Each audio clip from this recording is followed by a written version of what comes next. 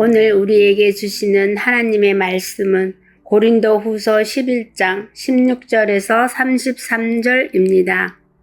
내가 다시 말하노니 누구든지 나를 어리석은 자로 여기지 말라. 만일 그러하더라도 내가 조금 자랑할 수 있도록 어리석은 자로 받으라. 내가 말하는 것은 주를 따라 하는 말이 아니요 오직 어리석은 자와 같이 기탄 없이 자랑하노라. 여러 사람이 육신을 따라 자랑하니 나도 자랑하겠노라. 너희는 지혜로운 자로서 어리석은 자들을 기쁘게 용납하는구나. 누가 너희를 종으로 삼거나 잡아먹거나 빼앗거나 스스로 높이거나 뺨을 칠지라도 너희가 용납하는도다. 나는 우리가 약한 것 같이 욕되게 말하노라. 그러나 누가 무슨 일에 담대하면 어리석은 말이나마 나도 담대하리라. 그들이 히브리인이냐? 나도 그러하며 그들이 이스라엘인이냐? 나도 그러하며 그들이 아브라함의 후손이냐? 나도 그러하며 그들이 그리스도의 일꾼이냐? 정신없는 말을 하거니와 나는 더욱 그러하도다. 내가 수고를 넘치도록 하고 옥에 갇히기도 더 많이 하고 매도 수없이 맞고 여러 번 죽을 뻔하였으니 유대인들에게 40에서 하나 가만 매를 5번 맞았으며 3번 태장으로 맞고 1번 돌로 맞고 3번 파선하고 1주야를 깊은 바다에 지냈으며 여러 번 여행하면서 강의 위험과 강도의 위험과 동족의 위험과 이방인의 위험과 시내의 위험과 광야의 위험과 바다의 위험과 거짓 형제 중의 위험을 당하고 또 수고하며 애쓰고 여러 번 자지 못하고 줄이며 목마르고 여러 번 굶고 춥고 헐벗었노라. 이 외의 일은 고사하고 아직도 날마다 내 속에 눌리는 일이 있으니 곧 모든 교회를 위하여 염려하는 것이라. 누가 약하면 내가 약하지 아니하며 누가 실족하게 되면 내가 애타지 아니하더냐. 내가 부득불 자랑할진대 내가 약한 것을 자랑하리라. 주 예수의 아버지 영원히 찬송할 하나님이 내가 거짓말 아니하는 것을 아시느니라. 다메섹에서 아레다 왕의 고관이 나를 잡으려고 다메섹 성을 지켰으나 나는 강주리를 타고 들창문으로 성벽을 내려가 그 손에서 벗어났노라. 아멘. 여러분, 혹시 주변에 자기가 가진 것을 열심히 드러내기 위해 자랑을 하는 분들 만나보신 적 있으신가요? 예를 들면 자기가 가진 재력, 잘 나가는 자기 자녀, 자기가 가진 좋은 물건, 직장이나 학벌. 우리는 주변에서 자기가 가진 것을 드러내려는 그런 사람들을 많이 봅니다. 우리가 갖고 있는 것들이 결국 남들이 평가하는 자기의 지위를 높여야지만 그 쓸모가 있다 느끼기 때문이겠죠. 아무리 값진 목걸이라도 꼭꼭 숨겨두고 한 번도 차지 않으면 쓸모없는 돌멩이와 다를 바가 없듯이 우리는 우리가 이룬 과거의 업적이 남들에게 알려져야 남들이 나를 높이 봐줄 것이기 때문에 그 쓸모가 있다고 생각하는 걸 겁니다. 그래서 우리는 은근히 자랑을 하죠.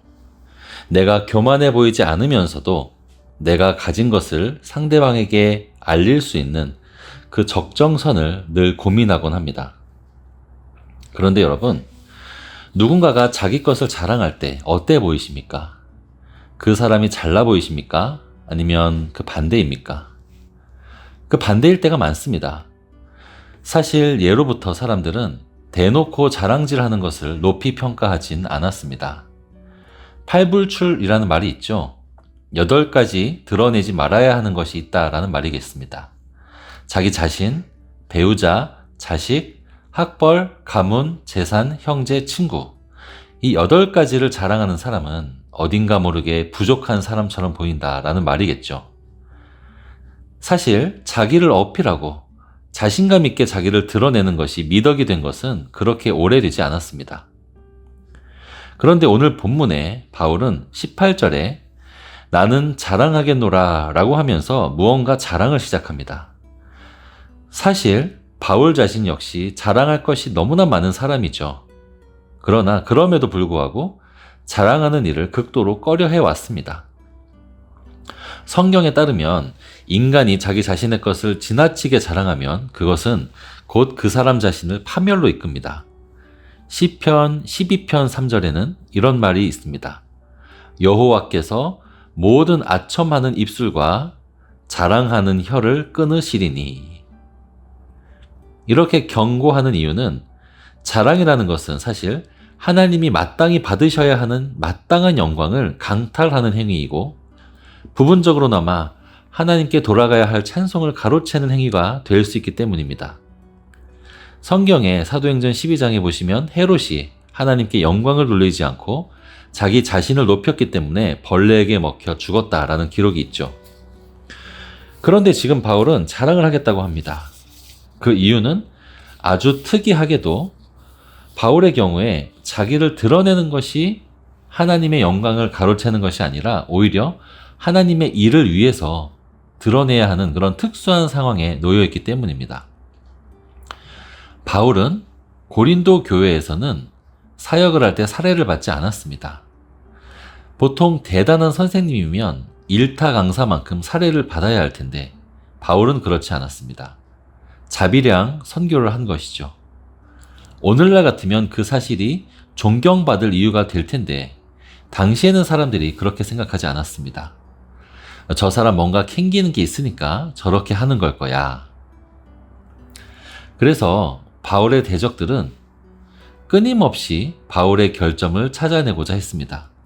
바울을 비방하고 바울을 무시하는 것, 그것은 바울이 넘어갈 수 있었으나 바울을 신뢰하지 못하기 때문에 바울이 전했던 그 복음이 가려지는 것은 또 다른 문제겠죠. 그래서 바울은 이렇게 말합니다. 오늘 본문 11장 17절입니다.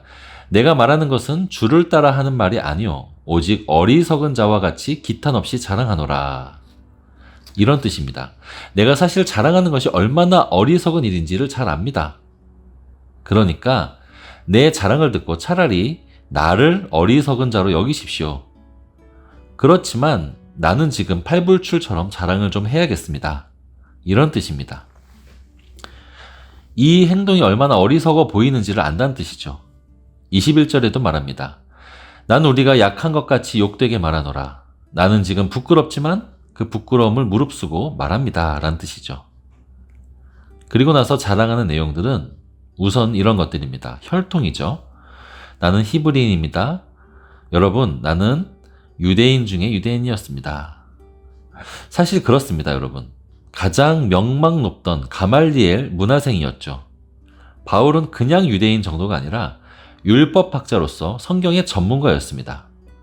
스펙만으로는 자격이 너무나 충분한 자였죠. 고린도 교인들이 그렇게 쉽게 무시할 사람이 아니었습니다. 그런데 사실 바울이 진짜 자랑하고자 하는 것이 뒤에 나옵니다. 23절 이후에는 바울이 당했던 고난들이 쭉 나열되는데 읽어보면 너무나 구구절절 힘든 일들 투성이었습니다. 매도 맞고 감옥에도 갇히고 강도, 사기, 굶주림 이런 일들을 쭉 나열합니다. 여러분, 이런 것들이 자랑입니까? 지금 바울은 상반된 두 가지를 다 말했습니다. 자기의 강한 면들, 즉 남들이 볼 때 강해 보이는 면들, 그리고 또 자기의 약해 보이는 면들 둘 다를 보여놓았습니다. 자기 자신에 대해서 입체적으로 보여준 것이죠. 그리고 나서 30절에 이렇게 말합니다. 내가 부득불 자랑할진대 나는 나의 약한 것을 자랑하리라. 이런 것들 중에 내가 굳이 자랑해야 한다면 난 약한 것, 고난당했던 것, 이것을 자랑하겠습니다. 라는 뜻입니다. 보통 사람이 이력서를 쓸 때 대학을 합격한 것을 쓰지 떨어진 대학을 쓰진 않습니다. 실패는 가리는 것이 우리의 일반이죠. 그러나 바울은 지금 반대로 하고 있습니다. 바울은 실패의 이력서를 내놓고 있습니다. 왜 바울은 하필 자기 비하의 내용을 더 드러낼까요? 두 가지 이유가 있습니다.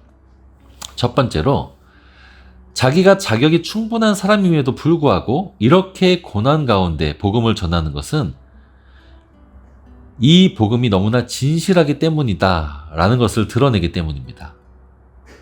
부귀영화를 누리는 길은 다 좋아합니다. 그래서 선택할 수만 있다면 사람들은 다 부귀영화의 길로 가겠죠. 그러나 지금 바울은 일부러 고난의 길로 가고 있습니다.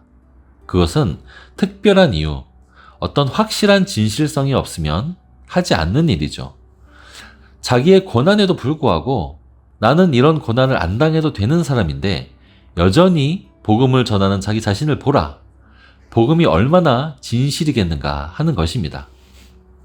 두 번째는 자기의 약함이 오히려 그리스도의 강함을 드러내기 때문입니다. 강함으로 일하는 사람은 자기의 유능함이 드러납니다.